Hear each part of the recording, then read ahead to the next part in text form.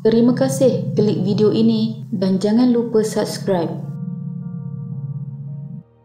Insiden 4 penyelam warga asing yang hilang semasa melakukan aktiviti latihan selaman di Pulau Tokong, Sanggol, Mersing pada 6 April 2022 mengejutkan banyak pihak, terutamanya komuniti maritim di negara kita. Dalam masa sama, tragedi yang berlaku itu turut menimbulkan tanda tanya berikutan. Kesemua mereka mempunyai pengalaman dalam aktiviti selaman di samping sedang menaik taraf sijil kelayakan menyelam, dan salah seorang dari mereka merupakan seorang jurulatih selaman. Selain itu, kesemua mangsa turut memakai peralatan selaman yang lengkap semasa menjalankan aktiviti berkenaan di perairan terbabit. Justeru, banyak persoalan yang mungkin dibangkitkan, antaranya apakah sebenarnya yang terjadi terhadap penyelam warga asing berkenaan. Lalu, apa yang telah berlaku? Ini adalah kisahnya. Pada hari kejadian iaitu 6 April 2022, 4 penyelam warga asing telah dilaporkan tidak timbul selepas melakukan latihan selaman di perairan Pulau Tokong, Sanggol, Mersing sekitar jam 12 tengah hari. Pihak Maritim Negeri Johor menerima maklumat mengenai kejadian itu melalui Pusat Penyelarasan Carilamat Maritim MRCC Putrajaya pada jam 2.35 petang. Laporan dibuat oleh Tekong Boat yang membawa keempat-empat mangsa mengatakan 4 orang yang berada di dalam air selama 40 minit itu gagal kembali selepas menjalani latihan menyelam. Susulan menerima laporan, op carilamat telah diaktifkan pada 2.45 petang bagi mengesan dan menyelamat mangsa dengan penglibatan agensi maritim, pasukan polis marin serta Jabatan Perikanan Malaysia. Operasi carilamat pada hari pertama menumpukan di sekitar kawasan di mana kesemua mangsa kali terakhir dilihat, iaitu kira-kira 9 batu nautika di Tanjung Leman, Mersing. Usaha mencari pada hari pertama menemui jalan buntu dalam mengesan mangsa dan ditangguhkan pada 7.30 malam kerana jarak penglihatan yang lemah dan dalam cuaca buruk sebelum disambung semula pada awal pagi hari berikutnya. Op carilamat yang bersambung pada 7 pagi 7 April 2022 melibatkan seramai 90 anggota dan pegawai pelbagai agensi termasuk 30 penyelam dan 18 aset. Pada waktu itu, identiti kesemua penyelam warga asing yang terlibat telah dikenal pasti. Penyelam yang hilang merupakan seorang lelaki warga Britain, Adrian Peter, berusia 46 tahun, dan anaknya Nathan Renz berusia 14 tahun, warga Belanda. Seorang wanita Perancis, Alexia Alexandra, berusia 18 tahun, dan wanita yang juga jurulatih penyelam dive master dari Norway, Kristin Grodem, berusia 35 tahun.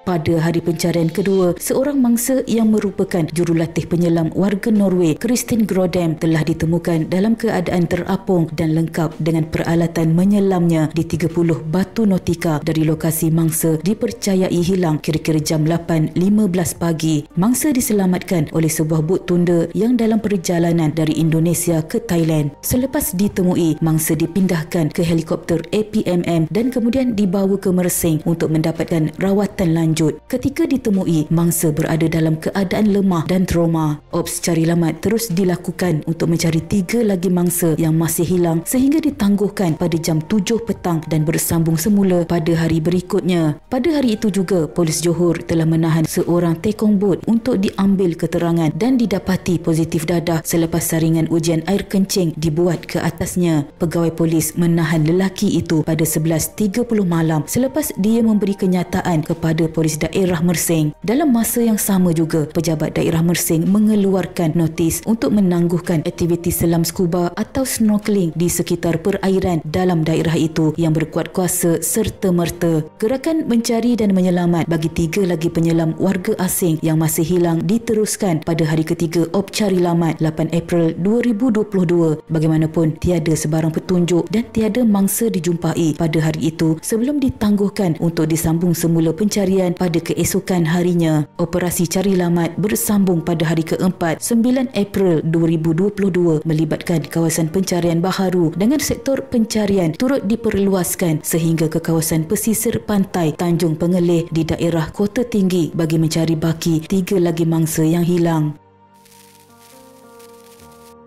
Menjelang hari keempat kejadian, 2 daripada 3 penyelam yang masih hilang ditemui selamat oleh nelayan tempatan kira-kira jam 1 pagi 16 Batu Nautika Utara, Pulau Bintan, Indonesia. Mereka ialah penyelam warga Britain Adrian Peter Chesters dan wanita warga Perancis Alexia Alexandra Molina. Kedua-dua mangsa ditemui oleh nelayan tempatan yang sedang menangkap ikan di perairan selatan Pengerang berhampiran sempadan perairan Indonesia. Mangsa dihantar dan menerima rawatan di Hospital Pakar KPJ di Pasir Gudang. Malangnya, mangsa keempat iaitu anak kepada Adrian Peter Chesters, Nathan Rance, disahkan meninggal dunia oleh bapanya dengan mayatnya masih hilang di laut. Berdasarkan penemuan terbaru itu, kawasan pencarian mangsa diubah ke arah bawah selatan. Pihak Indonesia dan juga Singapura telah dimaklumkan berhubung penemuan 2 mangsa dan makluman pengubahan kawasan pencarian seorang lagi mangsa yang masih hilang. Op cari lamat bagi mengesan penyelam warga Belanda Nathan Rance masih diteruskan pada pagi hari keempat. Op cari lamat terbabit bagaimanapun ditamatkan pada pukul 1.30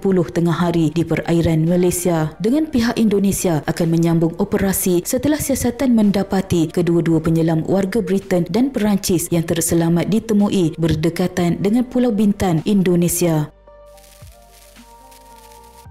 Pihak polis telah menyiasat dari segenap kebarangkalian, iaitu dari segi kelengkapan peralatan menyelam dan juga tempat yang menjadi dive center dan sebagainya bagi mencari akan punca kesemua mangsa ini ditinggalkan oleh bot mereka boleh berlaku. Menurut siasatan polis, kesemua mangsa tidak dapat melihat bot mereka apabila mereka muncul semula ke permukaan air setelah membuat latihan selaman dan mereka akhirnya hanyut. Jurulatih mereka, Christine Grodem, cuba mengekalkan kesemua mereka agar tetap bersama-sama, tetapi mereka telah dipisahkan oleh arus deras. Menurut pihak polis, ketiga-tiga mangsa ditemui selamat kerana mereka adalah penyelam berpengalaman. Manakala mangsa keempat yang meninggal dunia, Adrian Peter telah memaklumkan bahawa anaknya yang masih hilang itu meninggal dunia kerana terlalu lemah dan tidak mampu bertahan. Operasi mengesan mangsa yang hilang di sekitar perairan Lagoy, Bintan, Kepulauan Riau diteruskan oleh Agensi Mencari dan Menyelamat Indonesia, namun pada 18 April 2022, operasi mencari telah dihentikan apabila mereka tidak menemui sebarang petunjuk.